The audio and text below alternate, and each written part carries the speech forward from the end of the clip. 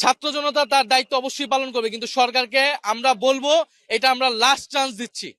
যদি এই সরকার, এই নির্বাচন কমিশন যদি নিরাপত্তা দিতে না পারে, যদি তারা এই দোষীদেরকে বিচারের আওতায় না মানতে পারে, যদি আওয়ামী লীগকে সম্পূর্ণভাবে নির্মূলের ব্যবস্থা করতে না পারে, ফলে এই সরকারের বিরুদ্ধে আমাদের একটা ব্যবস্থা নিতে হবে। আজকে খুবই কষ্ট নিয়ে আপনাদের সামনে দাঁড়াতে হচ্ছে। আমরা ঢাকা মেডিকেলে আজকে এসেছি আমাদের জুলাই গণ অভ্যুত্থানের সহযোদ্ধা তরুণ নেতা শরীফ ওসমান হাদী, যিনি ঢাকা ৮ থেকে স্বতন্ত্র এমপি পদপ্রার্থী ছিলেন, যিনি তার নির্বাচনী প্রচারণার সময় গুলিবিদ্ধ হয়েছেন সন্ত্রাসীদের দ্বারা, আততায়ীদের দ্বারা।